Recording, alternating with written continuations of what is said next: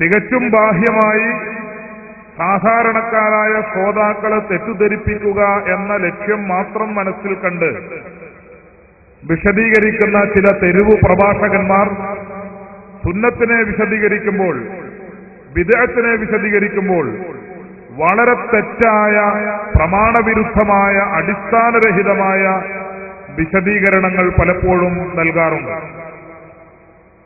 അങ്ങനെ ദുർവ്യാഖ്യാനിക്കപ്പെട്ട, വളരെയേറെ തെറ്റിദ്ധരിപ്പിക്കപ്പെട്ട ഇസ്ലാമിന്റെ രണ്ട് സാങ്കേതിക ശബ്ദങ്ങളാണ് സുന്നത്ത്, ബിദ്അത്ത് എന്നീ രണ്ട് പദങ്ങൾ.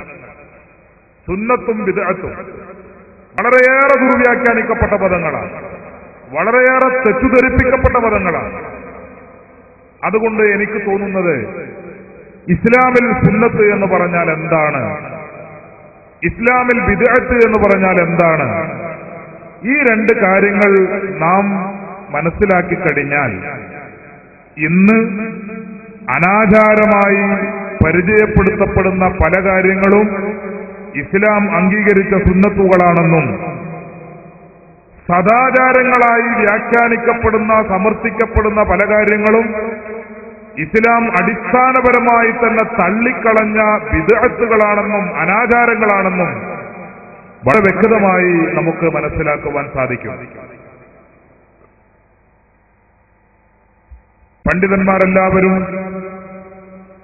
സുന്നത്തിന് നിർവചനം പറഞ്ഞിട്ടുണ്ട്.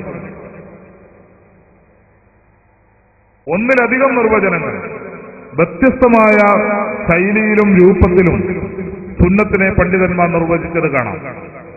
നമുക്ക് ഏറ്റവും മനസ്സിലാക്കാൻ പറ്റുന്ന ഏറ്റവും ലളിതമായ ഒരു നിർവചനം മാ വദഅഹു സല്ലല്ലാഹു അലൈഹി വസല്ലം മിനൽ അഹ്കാം. വളരെ ചുരുക്കി മഹാന്മാരായ പണ്ഡിതന്മാർ സുന്നത്തിനെ നിർവചിക്കുന്നത്, സദാചാരം എന്ന് പറഞ്ഞാൽ എന്താണ്, സുന്നത്ത് എന്ന് പറഞ്ഞാൽ എന്താണ്, കൊച്ചു പദങ്ങളിൽ ഇസ്ലാമിന്റെ പണ്ഡിതന്മാർ വിശദീകരിക്കുന്നത് നബി സല്ലല്ലാഹു അലൈഹി വസല്ലം സ്ഥാപിച്ച് അള്ളാഹുവിന്റെ പ്രവാചകൻ നടപ്പാക്കി കാണിച്ചു തന്ന വിധികളും ആചാരങ്ങളും, അതാണ് സുന്നത്ത് എന്നതുകൊണ്ട് വിവക്ഷിക്കപ്പെടുന്നത്. അള്ളാഹുവിന്റെ റസൂലിന്റെ പ്രവർത്തനങ്ങളിലും നബി സല്ലല്ലാഹു അലൈഹി വസല്ലമയുടെ പ്രസ്താവനയിലും അങ്ങനെ അവിടുത്തെ ജീവിതചര്യയിൽ നമുക്ക് വെളിപ്പെട്ട് നമുക്ക് വിശദീകരിച്ച് കാണിച്ചു തന്ന കാര്യങ്ങൾ, അള്ളാഹുവിന്റെ റസൂൽ സ്ഥാപിച്ച കാര്യങ്ങൾ, ആ കാര്യങ്ങള് പൊതുവെ സുന്നത്തുകളായി, സദാചാരങ്ങളായി ഗണിക്കപ്പെടുന്നു. അങ്ങനെ പറയുമ്പോൾ മറ്റൊരു കാര്യം പ്രധാനമായും നാം ശ്രദ്ധിക്കണം. നബി സല്ലല്ലാഹു അലൈഹി വസല്ലമിന്റെ സുന്നത്തിൽ ഏറ്റവും പ്രധാനപ്പെട്ടതാണ് മഹാന്മാരായ സ്വഹാബത്ത് നടപ്പിൽ വരുത്തിയ, സ്വഹാബത്തിന്റെ കാലഘട്ടത്തിൽ നടപ്പിൽ വരുത്തിയ, പ്രചാരത്തിൽ വന്ന ഒരുപാട് കാര്യങ്ങൾ.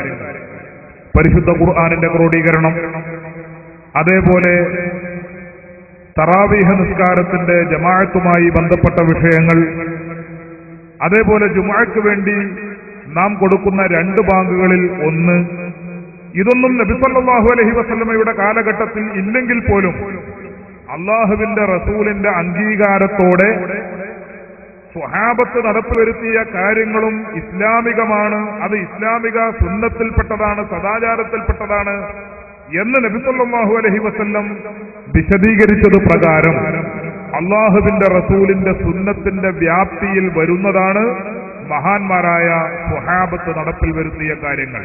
അസ്ഹാബി കന്നുജൂം ഫബിഅയ്യിഹിം ഇഖ്തദൈതും ഇഹ്തദൈതും. അള്ളാഹുവിന്റെ പ്രവാചകൻ മുഹമ്മദുർ റസൂലുള്ളാഹി സ്വല്ലല്ലാഹു അലൈഹി വസല്ലം അത്തരം സമാനമായ ധാരാളം ഹദീസുകളിൽ സ്വഹാബത്തിന്റെ പ്രാമാണികത വിശദീകരിച്ചിട്ടുണ്ട്. എന്റെ സ്വഹാബത്ത് നക്ഷത്ര സമാനരാണ്, നക്ഷത്ര തുല്യരാണ്. ഫബിഅയ്യിഹിം ഇഖ്തദൈതും, അവരിൽ നിന്ന് ആരോട് നിങ്ങൾ പിന്തുടർന്നാലും, ഇഹ്തദൈതും, നിങ്ങൾ സന്മാർഗലബ്ധരാണ് എന്ന് നബി സല്ലല്ലാഹു അലൈഹി വസല്ലം വിശദീകരിക്കുന്നു. അപ്പോൾ സ്വഹാബത്തിന്റെ പ്രവർത്തനങ്ങൾ അത് ഇസ്ലാമിൽ മാതൃകാപരമാണ്, സ്വഹാബത്തിന്റെ പ്രസ്താവനകൾ ഇസ്ലാമിൽ മാതൃകാപരമാണ്, സ്വഹാബത്തിന്റെ ജീവിതചര്യ ഇസ്ലാമിൽ മാതൃകാപരമാണ്. അങ്ങനെ ഇസ്ലാമിൽ സ്വീകരിക്കപ്പെടുന്ന സ്വഹാബത്ത്, താബിഈങ്ങൾ, താബിഉ താബിഈങ്ങൾ, അങ്ങനെ പരമ്പരാഗതമായി ഇസ്ലാം അംഗീകരിക്കുകയും ഇസ്ലാമിൽ സ്വീകരിക്കപ്പെടുകയും ചെയ്യുന്ന ഉന്നത വ്യക്തിത്വങ്ങൾ, ഇവരൊക്കെയും സ്വീകരിച്ചും പറഞ്ഞും പഠിപ്പിച്ചും ആചരിച്ചും അനുഷ്ഠിച്ചും നമുക്ക് കാണിച്ചു തന്ന ഒരു ചര്യയുണ്ട്. ഈ ചര്യയാണ് ഇസ്ലാമിൽ സുന്നത്ത് അല്ലെങ്കിൽ സദാചാരങ്ങൾ എന്ന പേരിൽ അറിയപ്പെടുന്നത്.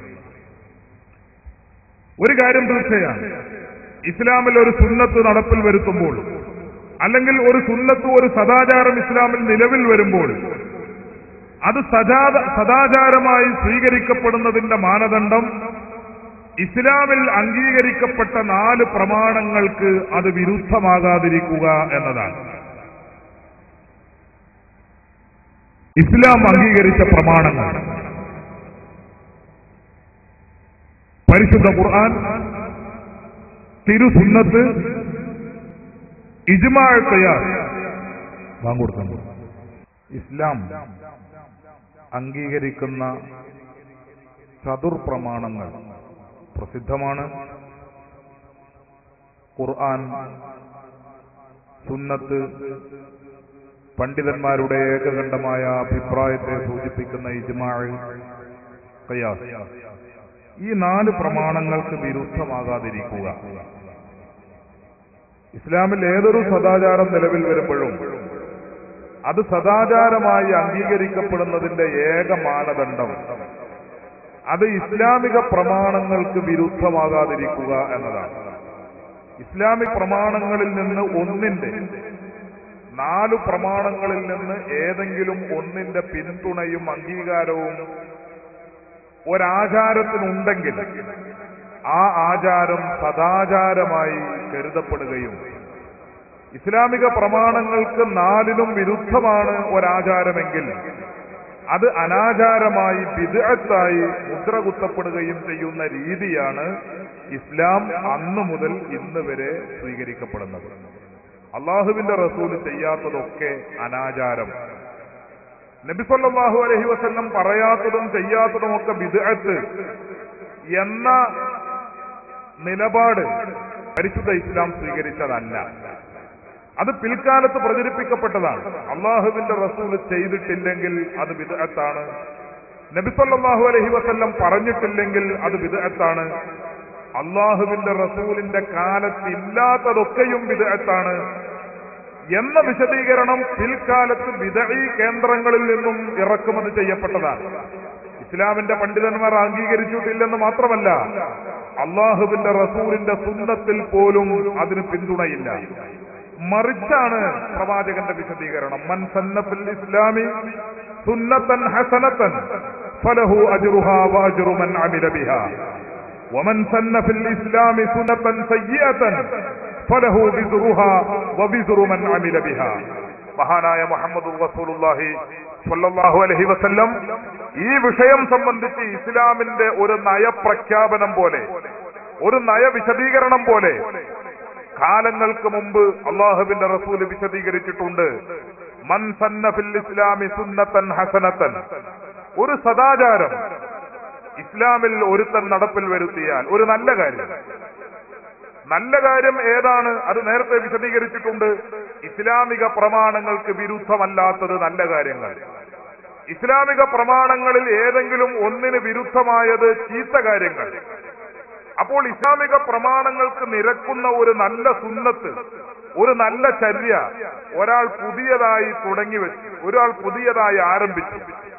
അങ്ങനെ ആരംഭിച്ചാൽ ഫലഹു അജ്റുഹാ വഅജ്റു മൻ അമില ബിഹാ, ആ സുന്നത്ത് തുടങ്ങിവെച്ചതിന്റെ പ്രതിഫലം അവന് ലഭിക്കും എന്ന് മാത്രമല്ല, ആ സദാചാരം കണ്ട് മാതൃകയാക്കി പിൽക്കാലത്ത് ആളുകൾ പ്രവർത്തിക്കുകയാണെങ്കിൽ ആ പ്രവർത്തിച്ചവരുടെ പ്രതിഫലം ഒട്ടും കുറയാതെ തന്നെ ഈ മാതൃക സൃഷ്ടിച്ച വ്യക്തിക്ക് അതിന് സമാനമായ പ്രതിഫലം കിട്ടുമെന്ന്, ലഭിക്കുമെന്ന് മഹാനായ മുഹമ്മദ് റസൂലുള്ളാഹി സ്വല്ലല്ലാഹു അലൈഹി വസല്ലം പറയുന്നു.